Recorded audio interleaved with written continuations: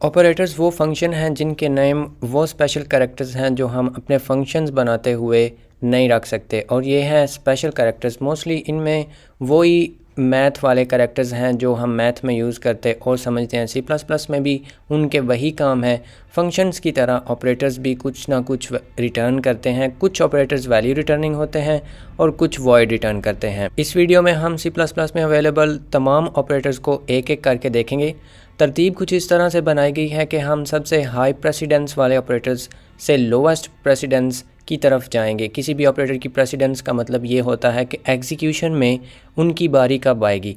Lower precedence वाले जो operator होते हैं वो पहले ऑपरेट करेंगे और हाई प्रेसिडेंस वाले बाद में।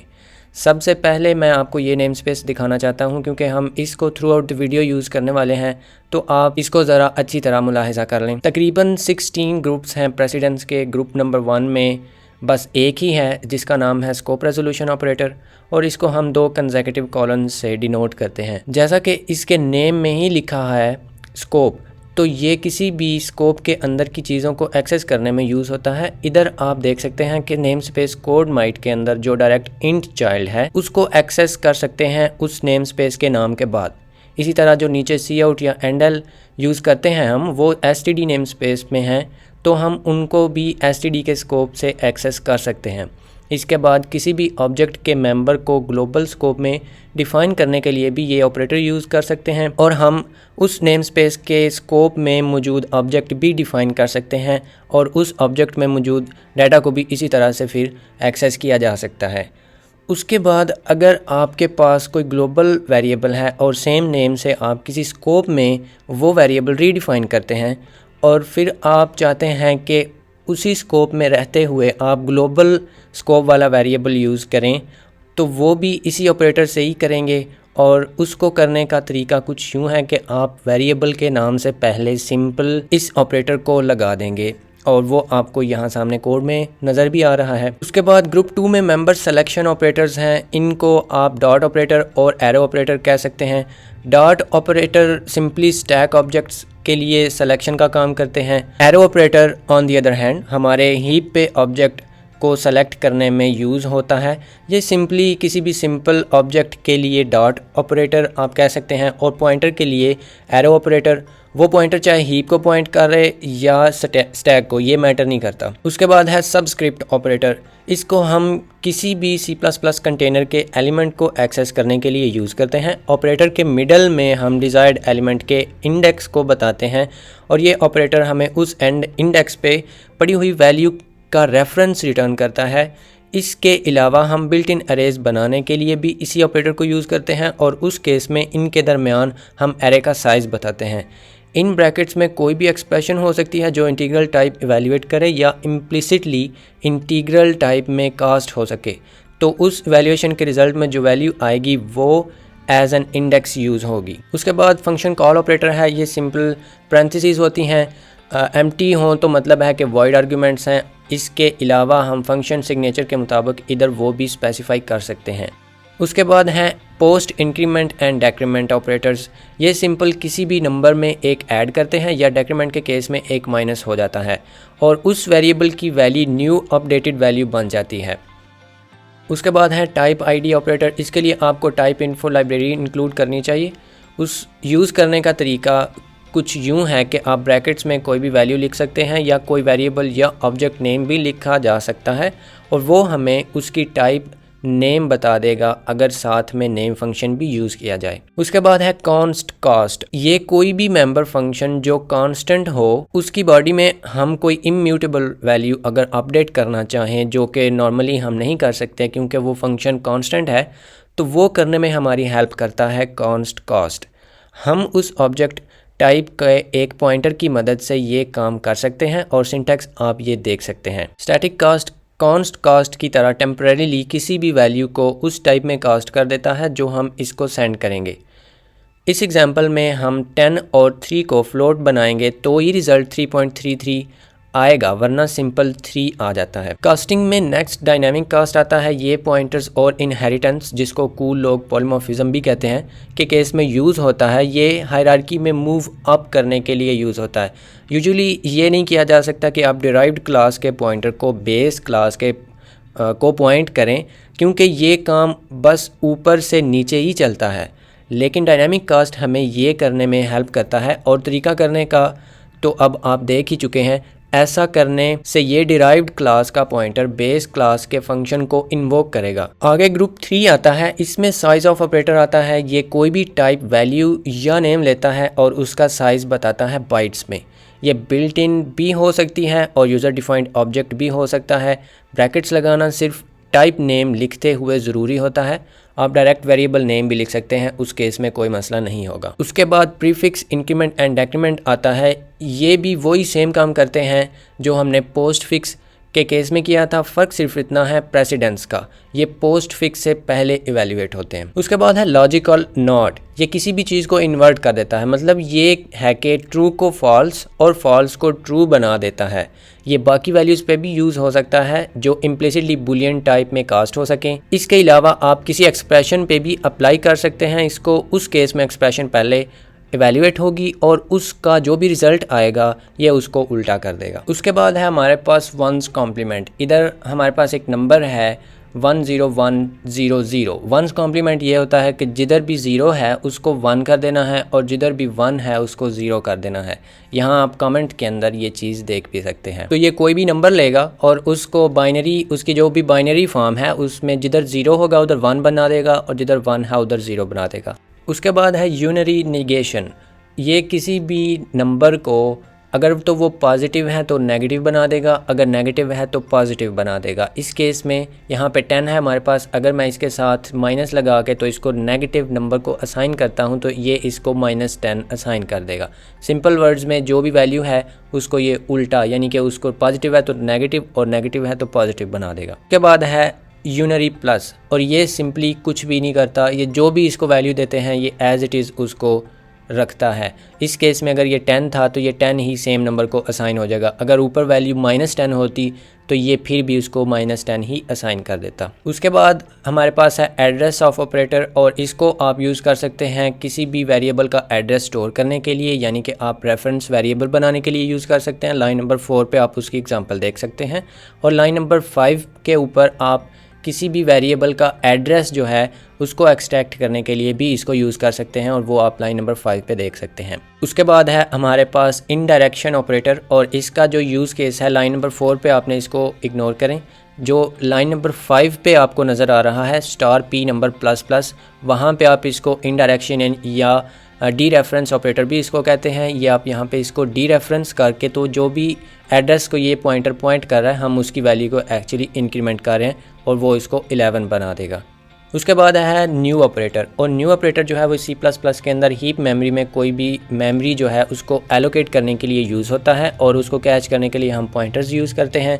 इसी तरह से आप न्यू ऑपरेटर जो है उसकी मदद से एरेज भी बना सकते हैं, और इन दोनों का जो सिंटैक्स है वो आप यहाँ पे देख सकते हैं। अगर आप हीप पे कोई भी मेमोरी एलोकेट करते हैं तो उसको फ्री करने के लिए डिलीट ऑपरेटर यूज़ होता है। अगर आप सिंपल कोई वेरिएबल यूज़ कर रहे थे तो सिंपल डिलीट होगा, जो कि लाइन नंबर 3 पे आप देख सकते हैं। अगर आपने एरे जो है उसको उसकी वैल्यू आपने फ्री अप करनी है तो उसके लिए आप डिलीट और साथ में आप सबस्क्रिप्ट ऑपरेटर, ये दोनों साथ में मिला के अगर आप लिखेंगे, दरमियान में स्पेस जो है वो कंपलसरी नहीं है। इस केस में भी आपको नज़र आ रहा है कि यहाँ पे कोई स्पेस नहीं है, लेकिन अगर आप देते हैं तो वो इग्नोर होगी।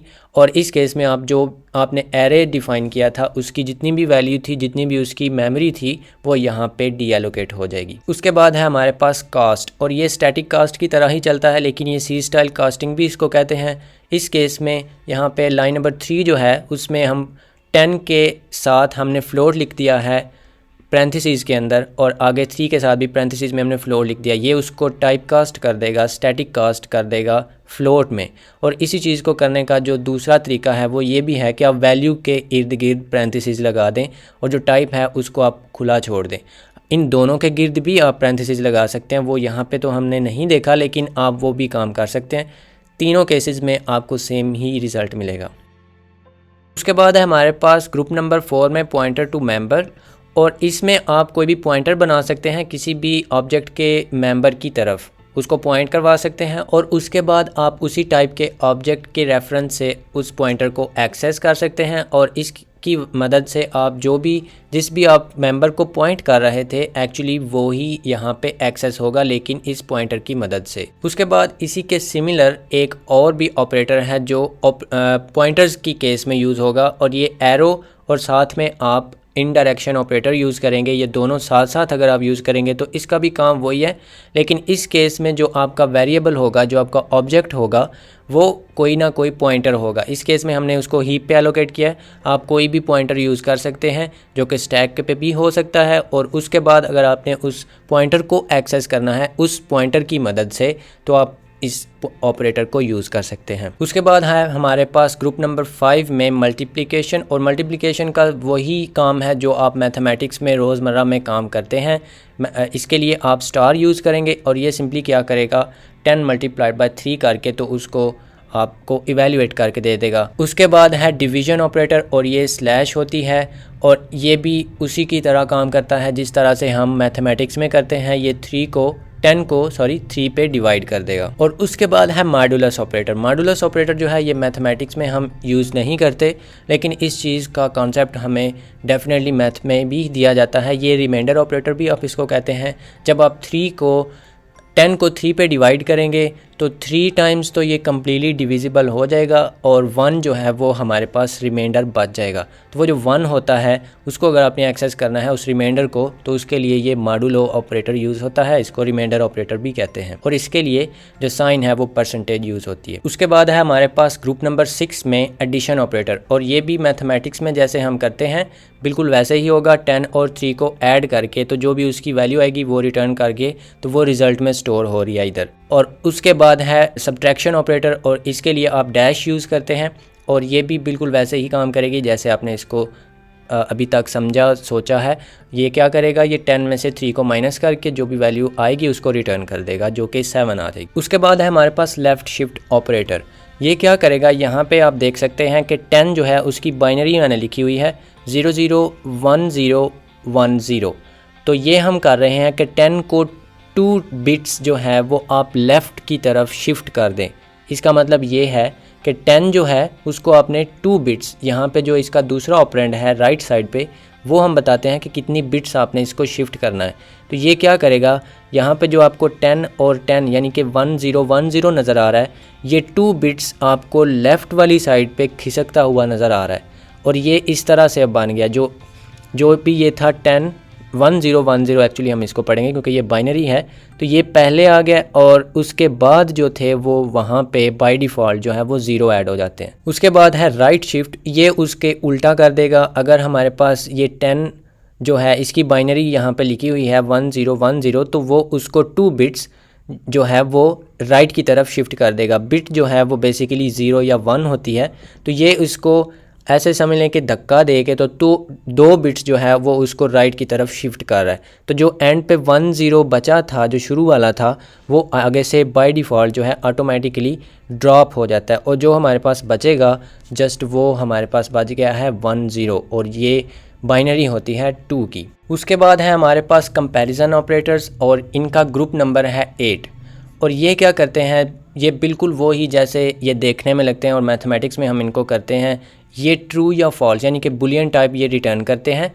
यहाँ पे आप देख सकते हैं लाइन नंबर 4 पे result is equal to 10 less than 3, ये क्या है, ये फॉल्स है, तो ये हमें फॉल्स रिटर्न कर देगा। इसी तरह से जो ग्रेटर देन है 10 ग्रेटर देन 3, ये इनफैक्ट ट्रू है, तो इस केस में ये ट्रू रिटर्न कर देगा। उसके बाद है ग्रेटर देन और इक्वल टू, ये क्या करता है कि 10 जो है वो ग्रेटर देन और इक्वल टू है, ये दो यहाँ पे कंपैरिजन करेगा। अगर ये इक्वल टू होता यानी कि अगर आप 10 ग्रेटर देन और इक्वल टू 10 लिख देते उस केस में भी ये ट्रू होता, और अगर 10 से ये छोटा होता उस केस में भी यहाँ पे ट्रू आता, और इस केस में ये 3 है जो कि 10 से इनफैक्ट छोटा है, तो यहाँ पे ट्रू रिटर्न हो जाएगा। और इसी तरह से है लेस देन और इक्वल टू, और इस केस में मैंने दोनों साइड पे 10 लिख दिया है, तो ये 10 is equal to less than तो नहीं है लेकिन दूसरा जो है वो तो है, यानी कि लेस देन नहीं है लेकिन इक्वल टू है, तो उस केस में ये भी हमें ट्रू ही रिटर्न कर देगा। उसके बाद है हमारे पास ग्रुप नंबर 9 में इक्वालिटी ऑपरेटर्स। ये क्या करेंगे, अगर तो इन दोनों इसके दोनों साइड पे अगर तो सेम नंबर हैं तो उसी केस में ये ट्रू रिटर्न करेगा। उसके अलावा जितनी भी पॉसिबिलिटीज़ हैं वो सारे की सारी फॉल्स होंगी और उसकी इम्प्लीमेंटेशन आप यहाँ पे देख सकते हैं। इसी तरह से होता है इनइक्वालिटी ऑपरेटर या नॉट इक्वल टू। इसका मतलब ये है कि अगर तो दोनों साइडों पे नंबर डिफरेंट हैं तो उस सभी केसेस में ये ट्रू रिटर्न करेगा। अगर दोनों साइड पे सेम नंबर हैं तो उस केस में ये फॉल्स देगा, क्योंकि 10 नॉट इक्वल टू 10 ये फॉल्स है, क्योंकि 10 जो होता है वो 10 के इक्वल ही होता है। तो इस तरह से ये चीज़ें दोनों एक दूसरे की अपोजिट भी हैं। उसके बाद ग्रुप नंबर 10 के अंदर एक ही ऑपरेटर है और वो है बिट वाइज एंड। और ये क्या करता है, अगर तो आप बाइनरी से फेमिलियर हैं तो ये जिधर 0 और 0 अगर होगा तो वो 0 है। सिर्फ़ और सिर्फ 1 और 1 अगर दो आपस में आ जाएं तो उस केस में हमें 1 मिलता है, बाकी सभी केसेस में 0 मिल जाता है। तो यहाँ पे आप देख सकते हैं कि मैंने दो बाइनरी नंबर्स को एंड किया है, बिट वाइज एंड। तो इन दोनों में कोई भी बिट जो है वो सेम नहीं थी। सेम से मुराद कि 1 नहीं थी दोनों की। तो इस केस में यहाँ पे हमें मिल रहा है 0 0 0 0। उसके बाद ग्रुप नंबर 11 के अंदर है एक्स और या एक्सक्लूसिव और ये हमें पता है कि ये जिधर दोनों डिफरेंट बिट्स हों उधर ये ट्रू रिटर्न करता है और अगर सेम बिट्स हों तो उस केस में हमें फॉल्स रिटर्न करता है, यानी कि 0। तो वो भी आप देख सकते हैं कि सेम वेरिएबल्स यहाँ पे भी कंपेयर हो रहे हैं और ये आपस में XOR हो रहे हैं, बिट वाइज XOR।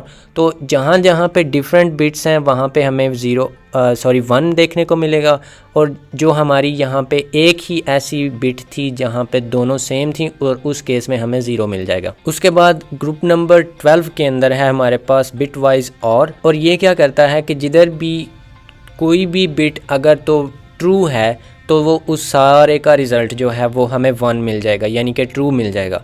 और अगर वो सारे की सारी ही ऑफ हैं या कि 0 हैं या फॉल्स हैं तो उस केस में हमें जस्ट ये फॉल्स देता है। तो इस केस में भी हमें XOR की तरह बाकी बिट्स जो हैं वो डिफरेंट हैं और उनमें से एटलीस्ट 1 जो है वो ऑन है या 1 है, तो उस केस में हमें ये 1 ही नीचे रिटर्न करेगा। और अगर यहाँ पे 2 बिट्स जो हैं वो भी 1 आ जाएं तो उस केस में भी हमें इसका रिज़ल्ट 1 ही मिलता है। उसके बाद है ग्रुप नंबर 13 के अंदर लॉजिकल एंड। और लॉजिकल एंड जो है वो बिट वाइज एंड की तरह ही ऐसे करता है जहाँ पे अगर इसकी दोनों साइडों पे ट्रू हो, सिर्फ़ और सिर्फ ट्रू या 1 हो दोनों बिट्स, तो उस केस में ये ट्रू रिटर्न करेगा, बाकी सभी केसेस में ये फॉल्स होगा। और इसको लिखने का तरीका जो है वो आप जो इंग्लिश वर्ड होता है एंड उसको भी यूज़ कर सकते हैं, तो वो भी आपको सेम ही वैल्यू देगा। उसके बाद लॉजिकल और ऑपरेटर है और इसको यूज़ करने के लिए आप 2 पाइप्स जो हैं उनको यूज़ करते हैं और ये भी जो बिट वाइज और है उसकी तरह अगर तो एटलीस्ट एक बिट जो है वो ट्रू है या एक जो ऑपरेंड है वो ट्रू है तो उस सारे का रिज़ल्ट जो है वो ट्रू हमें मिलेगा।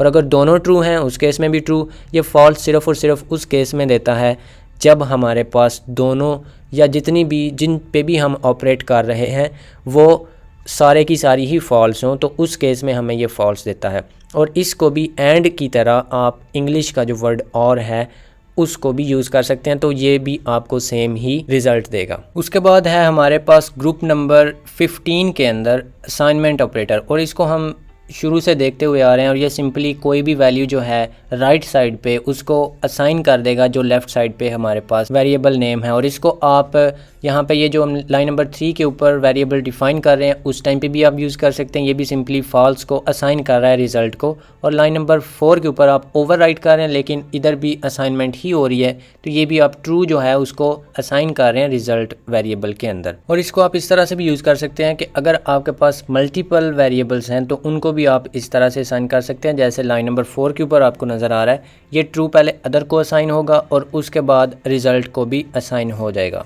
उसके बाद है हमारे पास अरिथमेटिक और असाइनमेंट ऑपरेटर का मिलाप। यहाँ पे हम देख सकते हैं कि जो इंट नंबर है उसकी वैल्यू है 10 और उसके बाद हम कर रहे हैं कि माइनस इक्वल टू 1, यानी कि आप 10 के अंदर से जो भी नंबर की वैल्यू है यानी कि LHS is equal to LHS minus 1, तो वो उसके अंदर से माइनस होके तो वो हमें इसके अंदर असाइन भी करा देगा।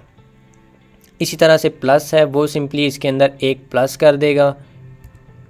उसके बाद मल्टीप्लिकेशन है, वो क्या करेगा कि नंबर को 2 के साथ मल्टीप्लाई करेगा और फिर जो भी रिज़ल्ट आएगा उसको नंबर के अंदर ही स्टोर भी कर देगा, जो कि 20 है इस केस में।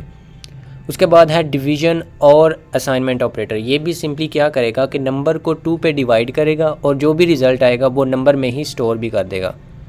उसके बाद है मॉडुलो इक्वल टू। ये भी बिल्कुल वही काम करेगा कि ये नंबर का मॉडुलस लेगा 2 पे और जो भी रिज़ल्ट आएगा उसको रिज़ल्ट स्टोर कर देगा नंबर के अंदर।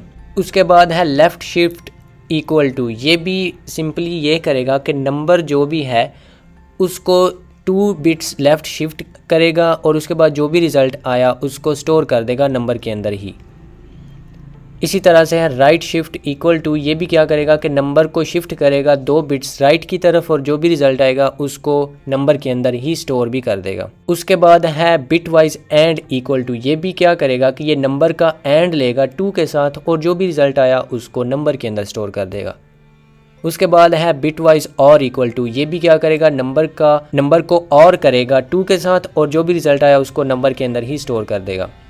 और उसके बाद है एक्स और इक्वल टू। और ये भी आपने बिल्कुल ठीक ही गैस किया है, नंबर को एक्स और करेगा 2 के साथ और जो भी रिज़ल्ट आया उसको नंबर के अंदर ही स्टोर कर देगा। उसके बाद है टर्नरी ऑपरेटर और इसका असली नाम होता है कंडीशनल ऑपरेटर। टर्नरी का मतलब ये है कि इसके 3 ऑपरेंड्स होते हैं। ये क्या करता है कि कंडीशन बेस्ड जो भी वैल्यू है वो रिटर्न करेगा। अगर यहाँ पे आप देख सकते हैं लाइन नंबर 4 के ऊपर, अगर यहाँ पे जिधर ट्रू लिखा हुआ है इधर हम कोई भी कंडीशन लिखेंगे, अगर तो उसका रिज़ल्ट आता है ट्रू तो हम कर देंगे 10, एल्स हम कर देंगे 11। और यहाँ पे आप सिर्फ और सिर्फ नंबर्स ही रिटर्न नहीं कर सकते। यहाँ पे हमारे पास अगर ये एक स्ट्रिंग हो रिज़ल्ट तो हम कर सकते हैं कि मार्क्स अगर 49 से ग्रेटर देन है, फिर उसके बाद हम उसको असाइन कर देंगे पास, एल्स हम उसको असाइन कर देंगे फेल। उसके बाद है हमारे पास लास्ट ग्रुप जो कि है 16 और इसके अंदर आता है कॉमा ऑपरेटर। और ये क्या करता है कि यहाँ पे हम देख सकते हैं इसके कई यूज़ केसेस हैं। अगर हम फंक्शन का सिग्नेचर जो है वो बना रहे हैं तो हम उसके जो आर्ग्यूमेंट लिस्ट है उसको सेपरेट कर सकते हैं कॉमा के साथ। उसके बाद अगर हम एक ही लाइन में मल्टीपल वेरिएबल डिफ़ाइन कर रहे हैं तो उस केस में भी हम एक वेरिएबल के बाद हम कॉमा लगा के तो उसके बाद वाले जो हैं वो लिखते जाएंगे कंसेक्यूटिव। और इसी तरह से अगर हम फंक्शन कॉल जब करेंगे तो उस टाइम पे जब हम उसको उसके आर्ग्यूमेंट्स देंगे, उन आर्ग्यूमेंट्स को भी हमने सेपरेट करना है, तो उस केस में भी हम कॉमा जो है ऑपरेटर वो यूज़ करेंगे। और इसी तरह से हमारा ऑपरेटर्स जो हैं C++ के 16 ग्रुप जो हैं वो कंप्लीट हुए। और जो कॉमा ऑपरेटर है इसकी लोएस्ट प्रेसिडेंस होती है और हाईएस्ट प्रेसिडेंस हमने देखी थी स्कोप रेजोल्यूशन ऑपरेटर की, वहाँ से लेके तो हम लोएस्ट प्रेसिडेंस की तरफ आए हैं। होपफुली ये वीडियो आपके लिए हेल्पफुल रही थी। अगर आपने इस वीडियो को एंजॉय किया है और ये वीडियो आपके लिए हेल्पफुल रही है तो प्लीज़ इस वीडियो को लाइक करें, कमेंट भी करें और चैनल को सब्सक्राइब करें। No, I don't think I will. That's it for this video and I will see you in another one.